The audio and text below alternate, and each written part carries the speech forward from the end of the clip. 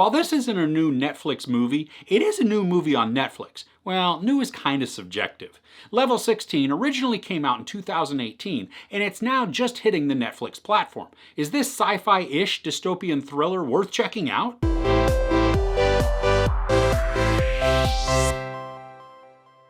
In a highly regimented boarding school, a pair of students discover that things are not as they seem. So we're introduced to what appears to be an orphanage where we see all of these young girls on a regimented schedule being taught manners and virtues as well as hygiene. We learn almost immediately that they're waiting to be chosen for their forever family. But while doing so, they live in this very gray world of monotone colors surrounded by guards and security cameras. The reason I said this was sort of a dystopian thriller is because of the aesthetics of the movie.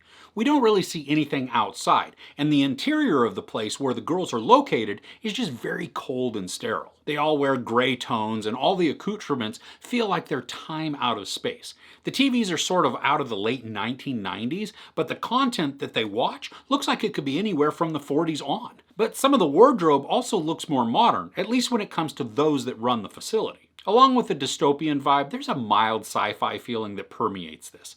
I think a lot of that is due to the fact that the girls are subjected to pills and regimens that feel like they're being groomed for something other than a family. While none of the actors in this are really big names yet, if you've watched some other Netflix content, you might recognize some of them. One of the main players, Vivian, is played by Kate Douglas, and she was just in Ginny and Georgia on Netflix.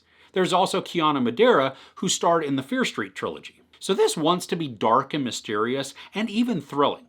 Honestly, I was bored with it.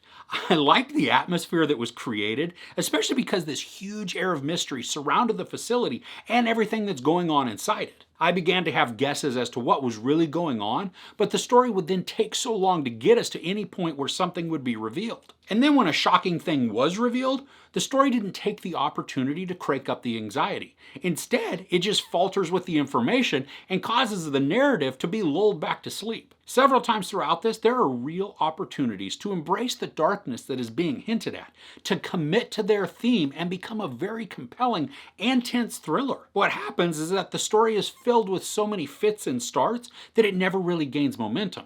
And then when we reach the climax, everything at that point feels very rushed and then unearned. As a feature of the story, the characters are a bit subdued and docile, but there's a level of drama and tension that exists between the girls as jealousies or even motives of self-preservation kick in.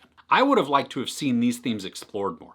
I think here was another opportunity to craft some powerful story arcs that could create compelling conflicts, and the basis is already there. There's a sense of responsibility to tattle on your neighbor, which is perpetuated by those in charge. So why not use that momentum to crank up the tension and discord just right up to 11 and make the rivalries palpable and real? I think that when the reveal comes, it's a little anticlimactic, and maybe that's because there are two reveals that happen separately from each other, making the second one just much less effective. And maybe they're not exactly reveals, but more so one is a hint at what's going on, and then there's a confirmation. Throughout the show, there's been an ominous feeling surrounding all the actions, which I appreciate how they're trying to set it up, but the story never fully grasps its darkness and then just goes for it. It's like they wanted to make a dark story, but needed to keep it appropriate for 12-year-olds, so the morbidity to the story is pretty weak. I also don't like that at one point the story tries to make the antagonists sympathetic. We get kind of this sob story background on them, which maybe is meant to make them less despicable, and I personally just didn't like that. It weakened the characters first off, and then don't try and make these terrible characters into damaged souls who didn't have a choice. Embrace what they're doing as a story, and then go full bore into the terribleness, making them villains worthy of our time. Now the ending climax is meant to be shocking, but it's more dumb than anything. Our characters make some decisions which make sense in context, but what happens next is just wrapped up too quickly and resolved in a way that feels so out of left field. So ultimately, this story had a lot of potential to be a dark and foreboding commentary on society's pursuit of the unattainable. I believe the actors could have delivered the performances if given the proper material, and we then could have been rewarded with a thriller that's worthy of our attention. Overall, I was unimpressed and even bored at times with Level 16. Each opportunity to craft an engaging and dramatic story was thwarted by the unwillingness to fully commit to a sinister narrative. The elements were there, and it felt like the story wanted to go in that ominous direction, but unfortunately, it just never did. The hour and 42-minute runtime felt much longer than it was, causing that to be the darkest and most uncomfortable part of the entire movie. There's no sex or nudity, a little profanity, and some violence. I give level 16 2 out of 5 couches. What's a good dark drama or thriller you've watched recently? Let me know in the comments below. If you enjoyed this review, please give it a like. Also, don't forget to share and subscribe.